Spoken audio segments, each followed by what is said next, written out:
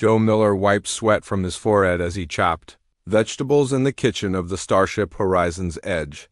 The knife moved quickly in his hands, a blur of motion that spoke of years of practice. At 45 years old, Joe had been the ship's cook for almost 2 decades. His hair was starting to gray at the temples and smile lines marked his face, deepening whenever he tasted something that met his high standards. The kitchen, or galley as it was properly called on a ship, was Joe's domain. It wasn't large, but he had organized it perfectly. Pots and pans hung from hooks on the walls. Spices from a dozen worlds sat in labeled containers on a special rack that Joe had built himself. The rack had strong magnetic locks to keep everything in place when the artificial gravity occasionally flickered. 2 hours until dinner service, Joe muttered to himself. Today's menu was beef stew with fresh baked bread, followed by apple cobbler for dessert. The beef wasn't real, of course. Real beef was too expensive to serve on a merchant vessel like the Horizon's Edge. It was lab-grown protein that Joe had carefully seasoned to taste like the real thing. Most of the crew couldn't tell the difference, especially with Joe's special blend of herbs. The ship hummed around him, a constant sound that had become as natural as breathing after so many years in space. The Horizon's Edge was a Class C merchant vessel with a crew of 30. They transported cargo between Earth colonies and nearby star systems. It wasn't glamorous work, but it paid well and gave Joe a home among people he had come to think of. As Family. Captain Lavra Wright's voice came over the ship's communication system. Attention all crew. We're adjusting course to investigate a distress signal. Standard protocol, right out. Joe shrugged and continued working.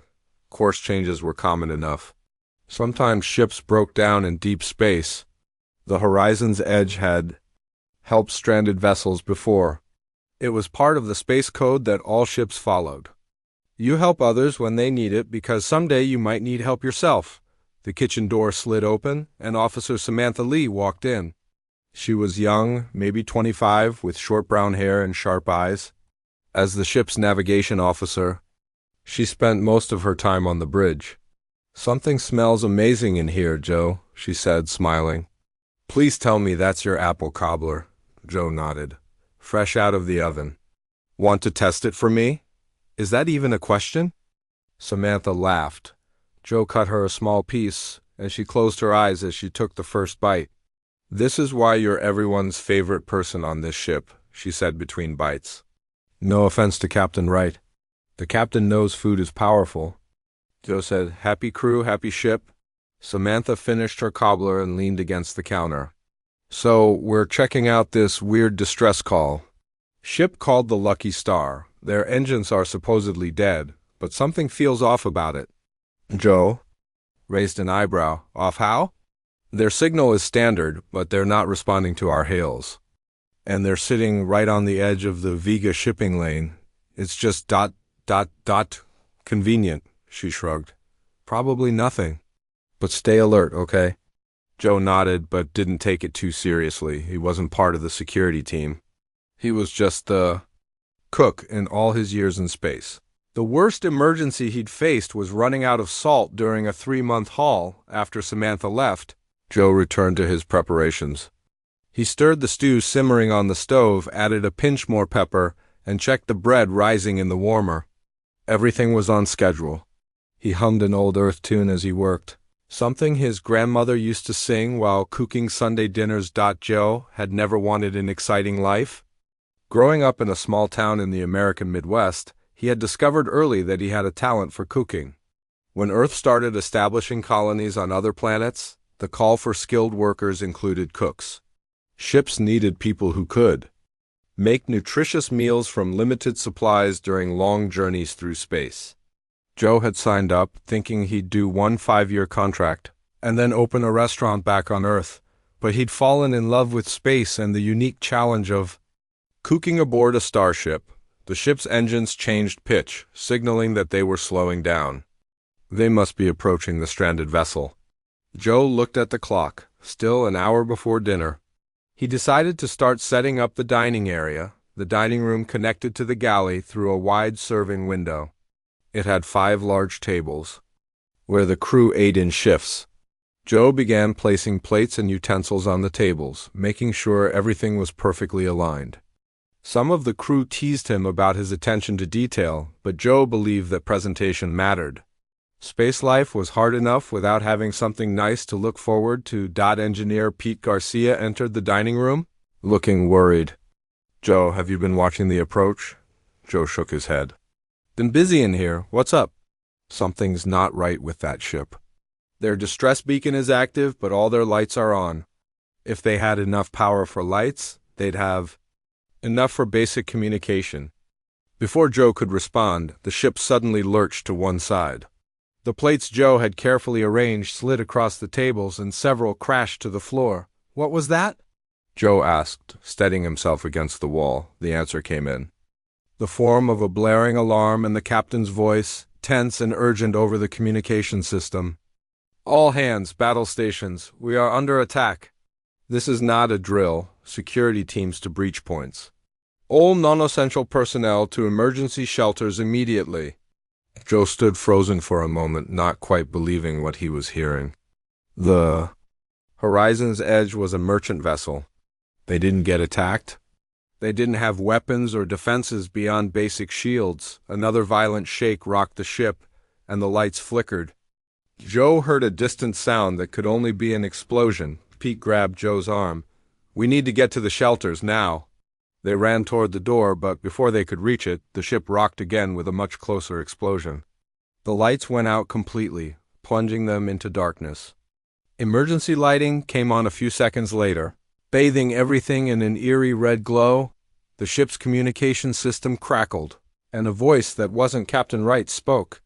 It was deep and had an artificial quality, as if filtered through. A voice modulator. "Attention crew of the Horizon's Edge, your ship is now under the control of the Crimson Nebula. Remain where you are and you will not be harmed. Resist and you will be spaced. This vessel and all cargo now belong to us."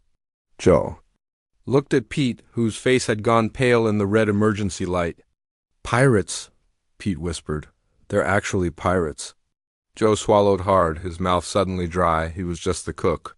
He had never trained for combat or emergencies beyond basic safety drills.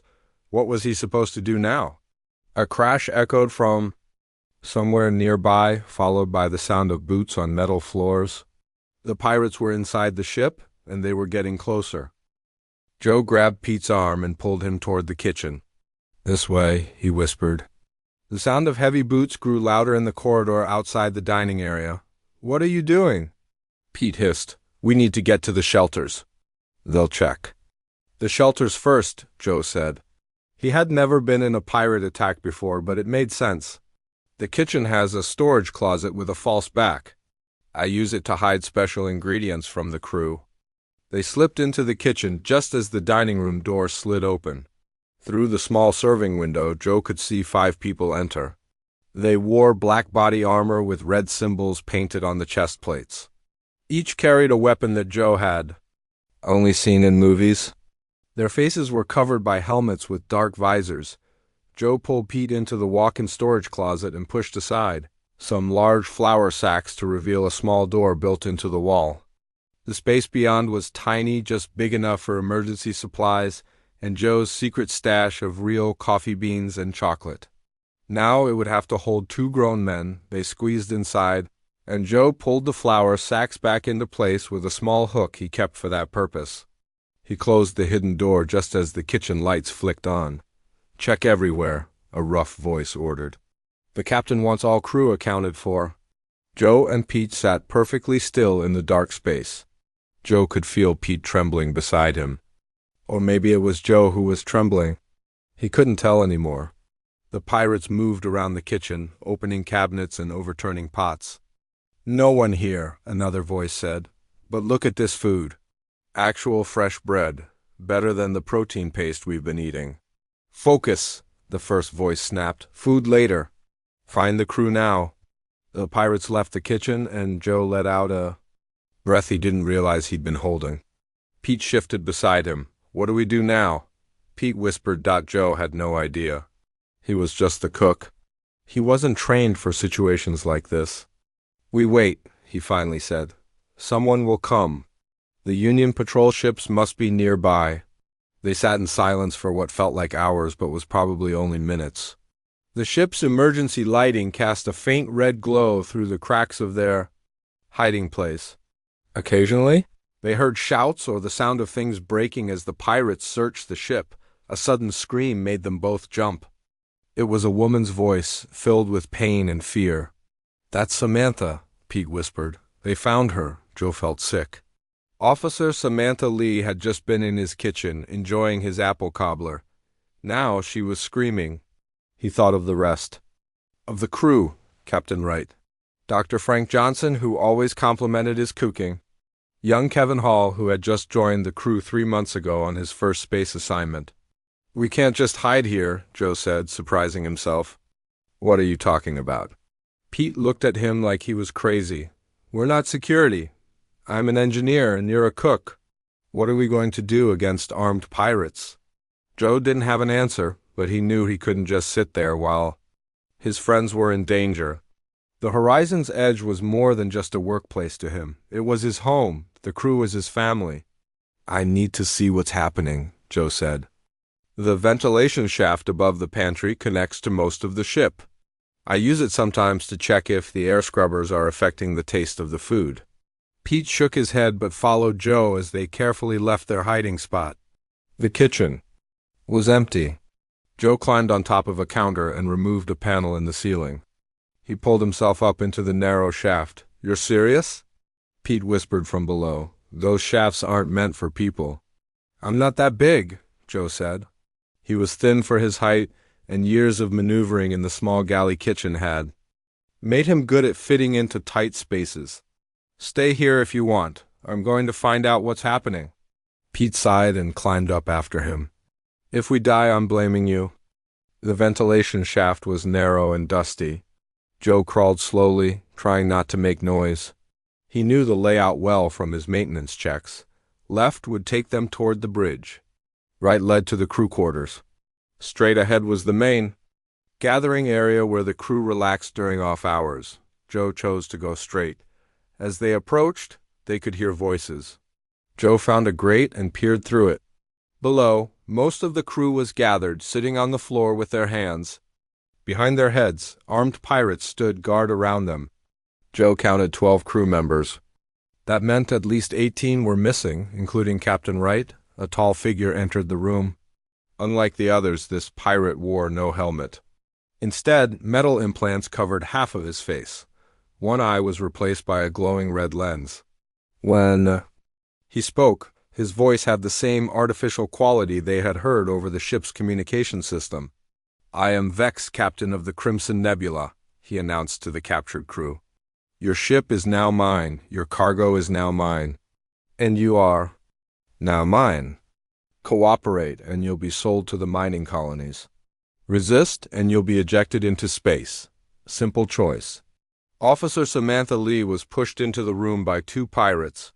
Her face was bruised, and she limped badly. Joe felt anger building inside him, an emotion he rarely experienced. "Where is your captain?"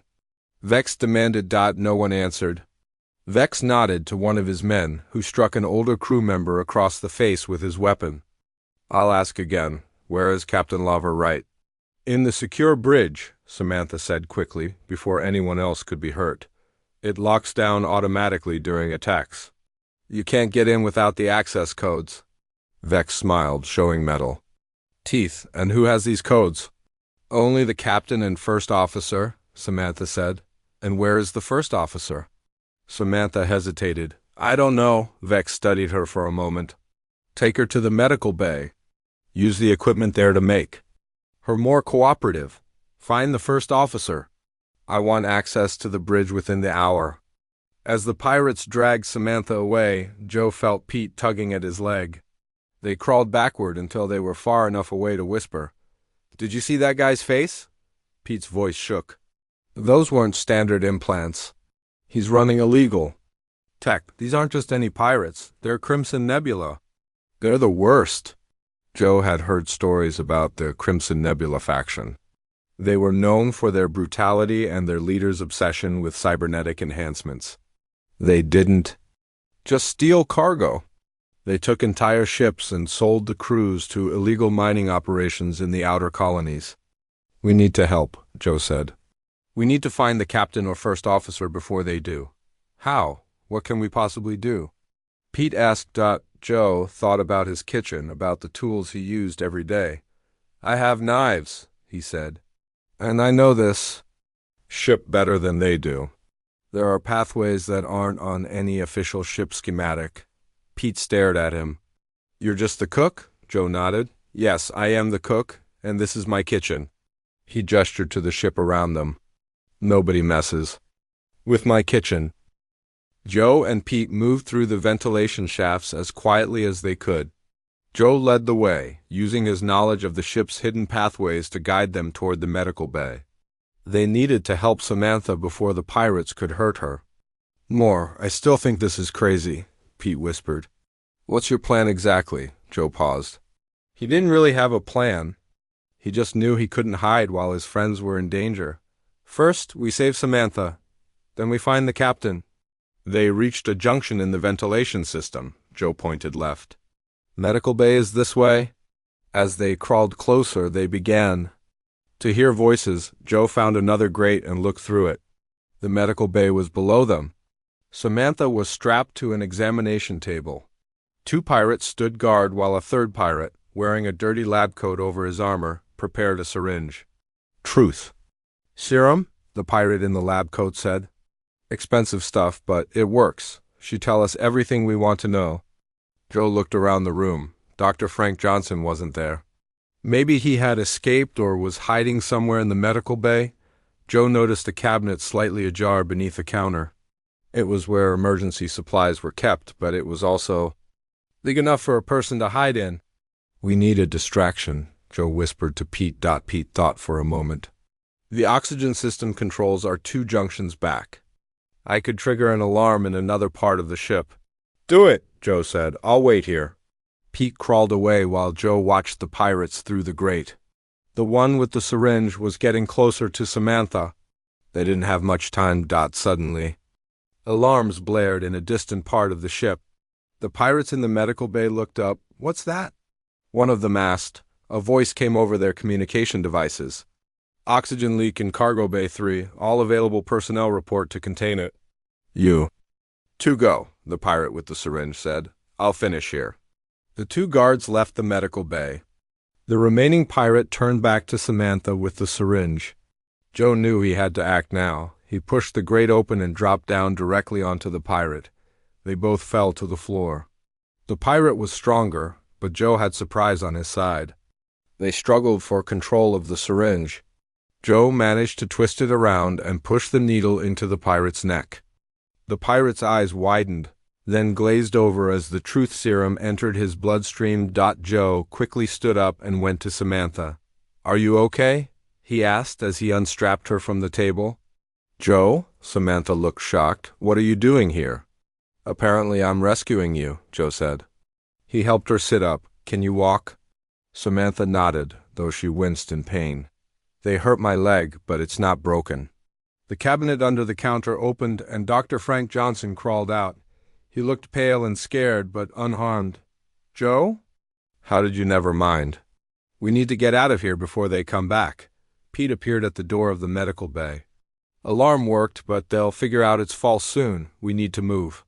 Dr. Johnson grabbed a medical bag and some supplies. Where are we going? Joe thought for a moment. We need to find Captain Wright. Any idea where she might be? Last I heard, she was headed to the secure bridge, Samantha said.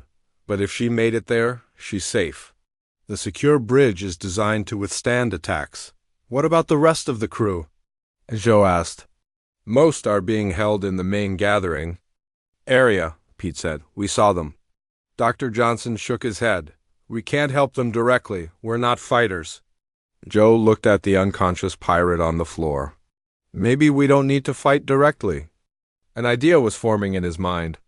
Doctor, do you have more sedatives? Something that could be put in the air system? Dr. Johnson's eyes widened as he understood. The ventilation system. Yes, I have strong sedatives that could be aerosolized. But we'd need access to the environmental controls. I can do that, Pete said, but we'd need to be careful. If we knock out the crew too, we're no better off. Joe nodded. We can target specific areas of the ship. The main gathering area has separate ventilation from the crew quarters. It was designed that way in case of a viral outbreak. How do you know so much about the ship's systems? Samantha asked, looking at Joe with new respect. Joe shrugged. I've been on this ship for almost 20 years. You learn things when you've been around that long. They made a plan. Pete would go to the environmental control room with Dr. Johnson. They would prepare the sedative to be released into the ventilation system of the main gathering area where most of the pirates were holding the crew. Joe would take Samantha to a safe hiding place, then try to contact Captain Wright before they left the medical bay. Joe took the unconscious pirate's weapon and communication device. The weapon was unfamiliar to him, but it didn't look too complicated. Point and shoot, he guessed. Be careful, Joe told Pete and Dr. Johnson. If you're caught, we won't get caught, Pete said with more confidence than he probably felt. Meet back at your secret pantry in 1 hour. They split up. Joe helped Samantha through the corridors, avoiding the main pathways. He knew all the service tunnels and maintenance shafts that the regular crew rarely used. These were the routes he took when he wanted to surprise the crew with a special meal or when he needed to fix something in the kitchen without bothering the engineers. I never knew these passages existed, Samantha said as they crawled through. A narrow maintenance tunnel. Not many people do, Joe replied. They're not on the official ship schematics. They were added during construction but never documented properly. They reached a small storage room near the engine section. It was warm from the nearby engines, but safe. Joe helped Samantha sit down on a crate. Stay here, he said. I'm going to try to reach the captain. How? The communications are down or being monitored by the pirates? Joe smiled. Not all of them. There's an old emergency system that runs on a separate power supply. It's only supposed to connect to the bridge, but I found a way to tap into it from the kitchen. I use it sometimes to ask the night shift bridge crew if they want midnight snacks. Samantha laughed despite the situation. You're full of surprises, Joe Miller. Joe left Samantha in the storage room and made his way back toward the kitchen.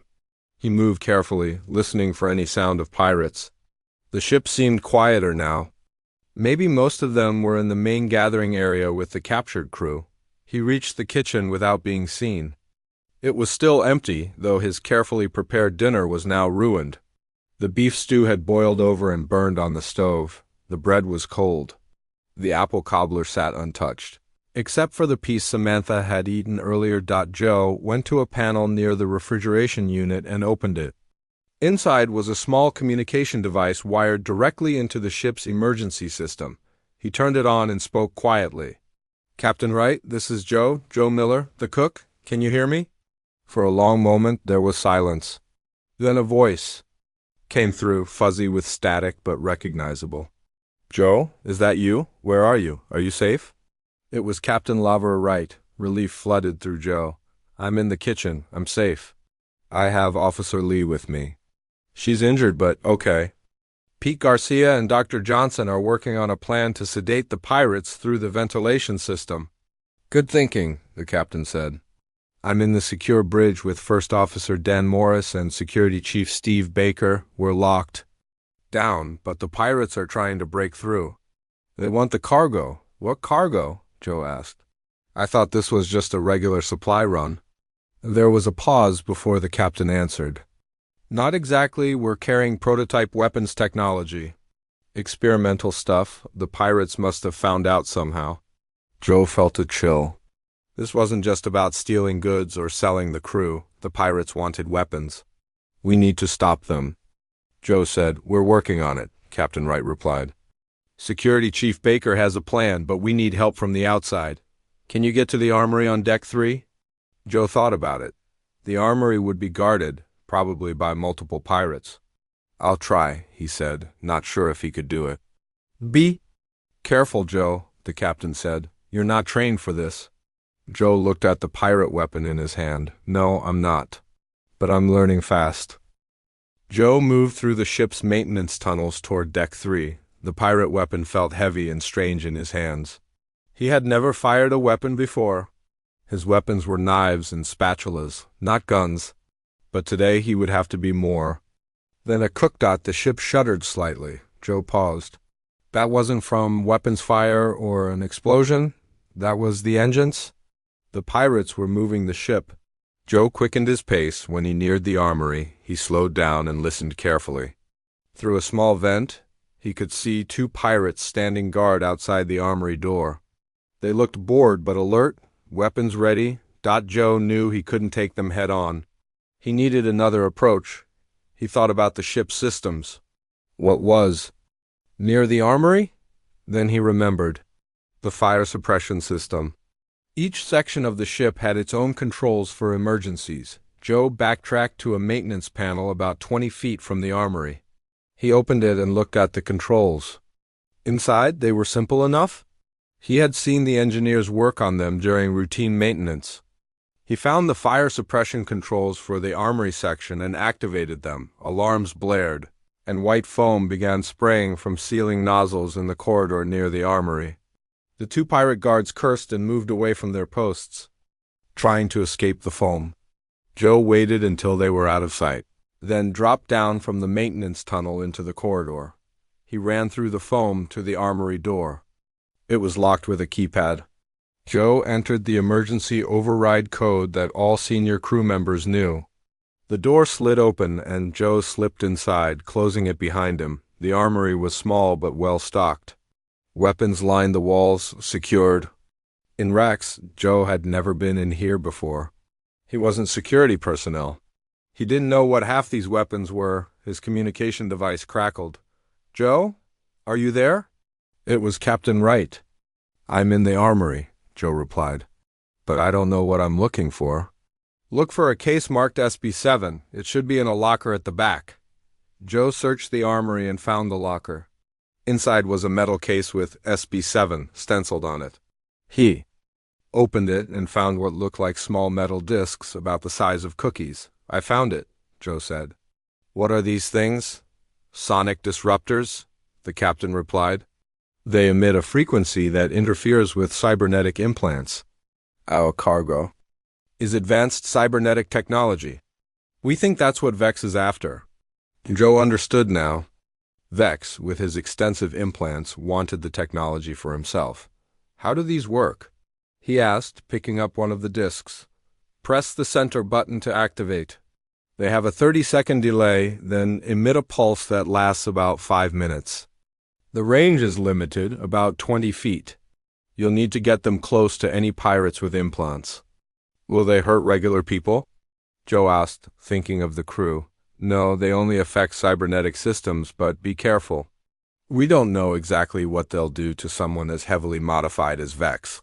Joe took 4 of the discs and put them in his pocket. "What's the plan?" "Security Chief Baker thinks Vex will bring most of his crew to the cargo bay once they figure out where the prototype technology is stored. If we can trap them there and activate the disruptors, we can take back the ship. And how do I get the disruptors to the cargo bay?" There was a pause. "The ventilation system." Joe smiled.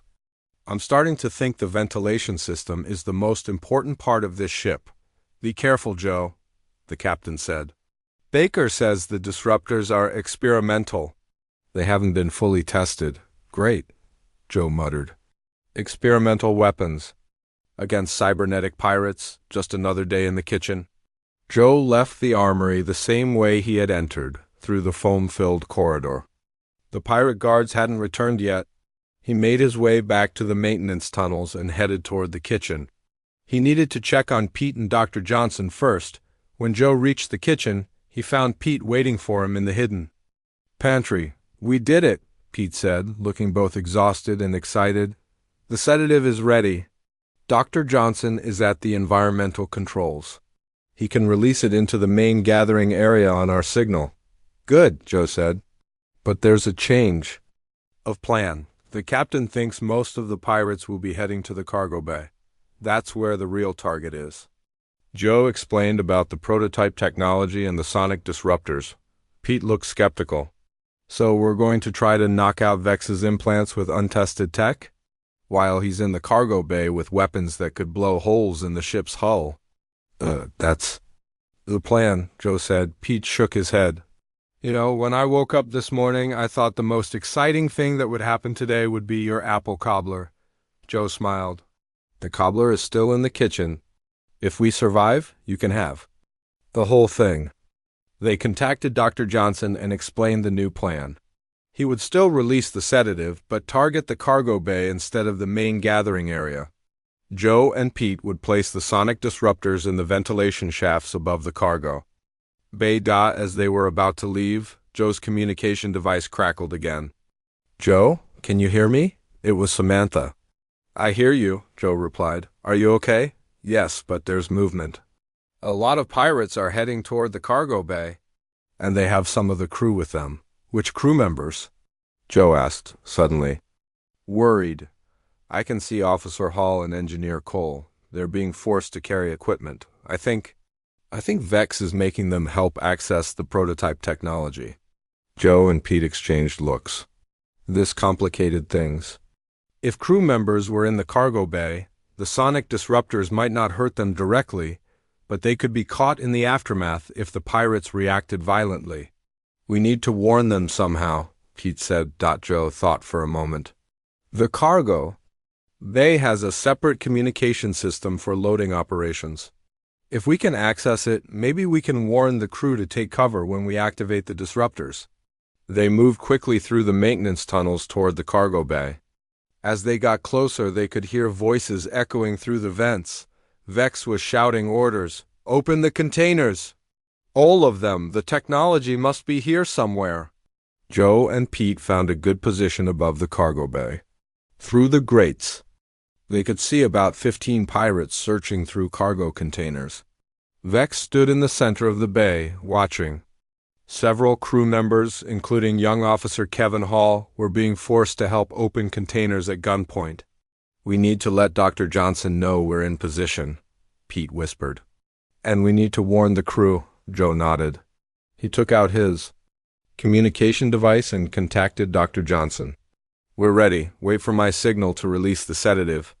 Next, he tried to access the cargo bay communication system through a maintenance panel. It was an old system, simple and direct.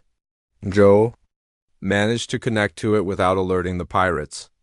Attention Horizon's Edge crew in the cargo bay, Joe said quietly into the system.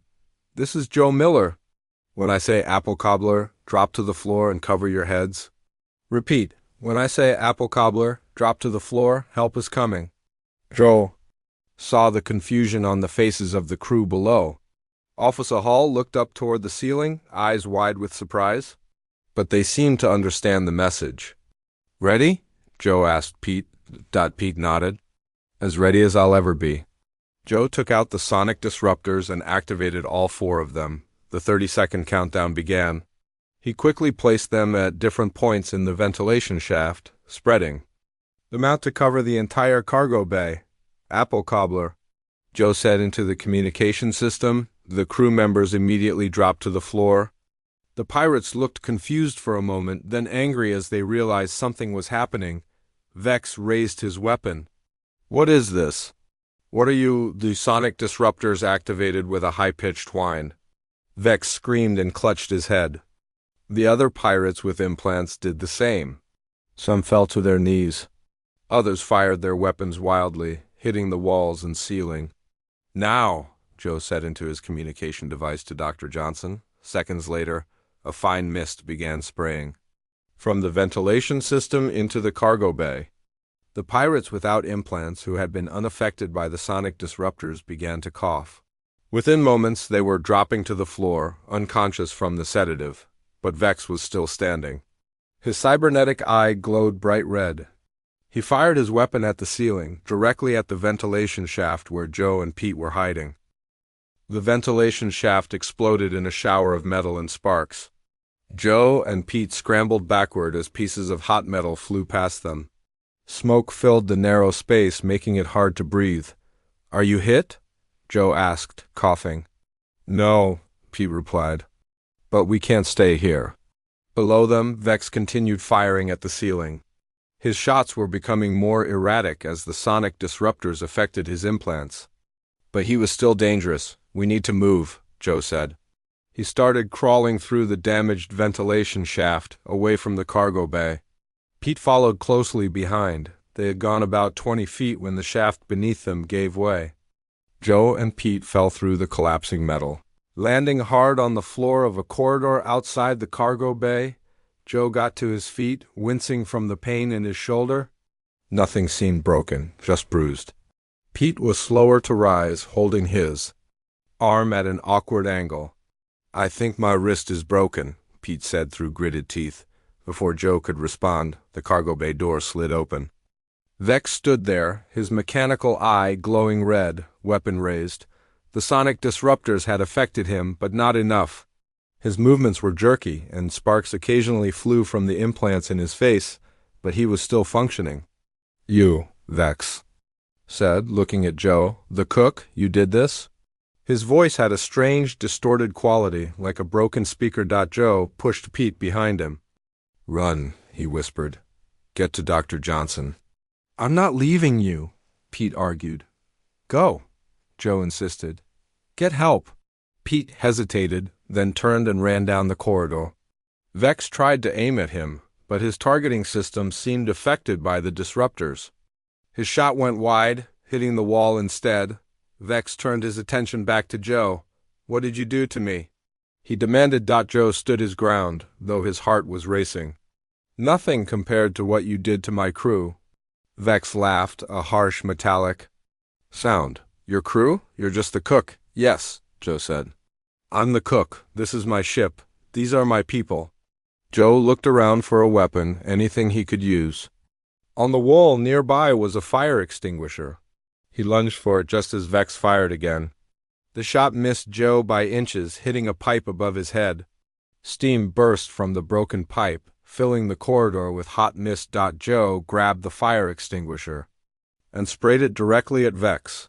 The white foam covered the pirate's face, temporarily blinding him. Joe used the moment to charge forward, swinging the extinguisher like a club.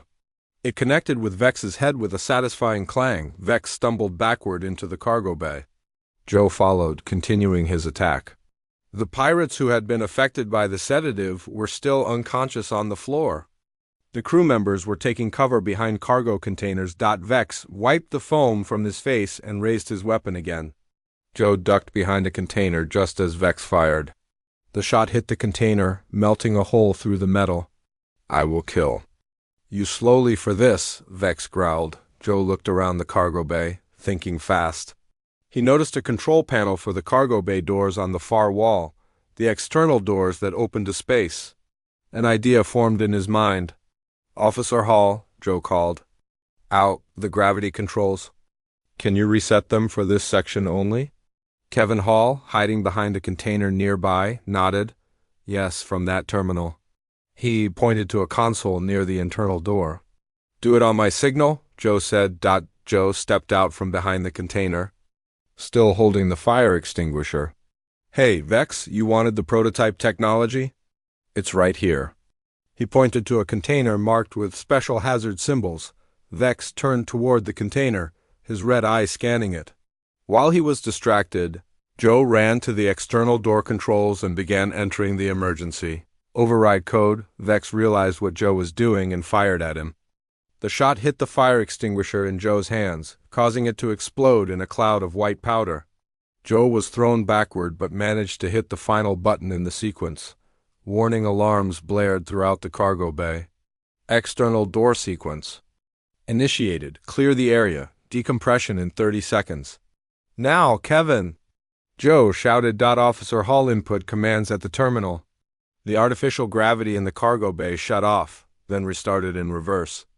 Everything not bolted down began to float upward toward the ceiling instead of the floor. Vex fired wildly as he floated upward, unable to control his movements. The unconscious pirates and loose cargo all drifted toward the ceiling. Joe grabbed onto a bolted-down container. Everyone grab something secure, he yelled to the crew. The countdown continued. Decompression in 15 seconds. Vex managed to grab onto a support beam near the ceiling. "You'll kill us all," he shouted at Joe. "No," Joe replied. "Just you and your friends." He nodded to Officer Hall, who adjusted the gravity controls again. The gravity returned to normal, dropping everything and everyone back to the floor, everyone, except the pirates near the external doors, who remained in a zero-gravity pocket created by Hall's precise control of the system. Decompression in 5 seconds. 4, 3, 2, 1. The external cargo bay doors opened just enough to create a powerful suction toward space. Safety force fields immediately activated, covering most of the bay to prevent complete decompression. But the area near the doors, where Vex and several of his unconscious crew floated, had no such protection. Vex clawed desperately at the air as he was pulled toward the opening. His eyes, one human and one mechanical, wide with fear. "No!" He screamed as he and his floating crew members were sucked out into the vacuum of space. Officer Hall quickly sealed the doors again. The alarm stopped and the cargo bay returned to normal pressure and full gravity. The remaining unconscious pirates fell to the floor. Joe slumped against the container he had been holding onto, exhausted. The crew members emerged from their hiding places, looking at Joe with a mixture of shock and admiration. "Is everyone okay?" Joe asked. They nodded, still too stunned to speak. Young Kevin Hall approached Joe, helping him to his feet. That was amazing," Hall said. "How did you know the gravity could be controlled like that?" Joe smiled tiredly. "I didn't. But I've watched you work at that terminal during loading operations. I took a chance." The cargo bay doors opened, and Security Chief Steve Baker rushed in with a team of armed crew members. They quickly secured the unconscious pirates. "The bridge is back under our control," Baker announced. "Captain Wright is ... He stopped when he saw Joe, covered in white powder and bruises. "Miller? The cook? What are you doing here?" Before Joe could answer, Captain Lover Wright entered the cargo bay. She surveyed the scene, then walked directly to Joe. "Report, Mr. Miller," she said, her tone serious but her eyes twinkling. "The galley is a mess, Captain," Joe replied with a straight face. "Dinner will be delayed." The captain laughed, then grew serious again. "You saved the ship, Joe. You saved all of us." Joe shook his head. "Not just me. Pete, Dr. Johnson, officer. Hall, all of us worked together." "But you led them," the captain said. "You, the cook who never wanted to be anything else." Joe looked around at the cargo bay, at the crew members watching him with new respect. "I guess sometimes you don't know what you can do until you have to do it." 3 days later, the Horizon's Edge docked at Union Station 7, the Union Defense. Fleet had responded to their distress call and escorted them to safety.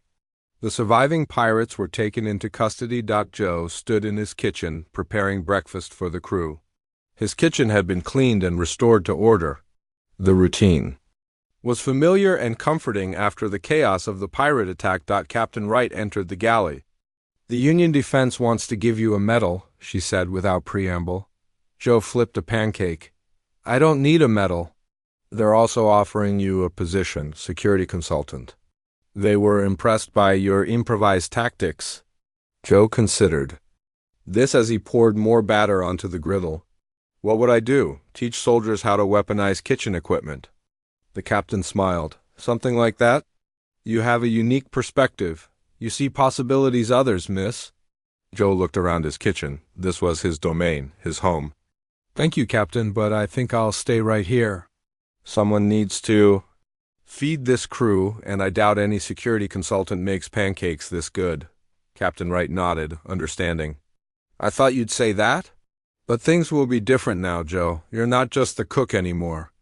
Joe smiled as he flipped another perfect pancake. "Yes, I am, Captain. I'm the cook. I just happen to be other things, too." The captain left, and Joe continued preparing breakfast. Soon the crew would arrive, hungry and grateful to be alive. And Joe would feed them, as he always had. Because that's what he did. He was the cook. But now he was also the man who had saved the ship when the pirates came aboard.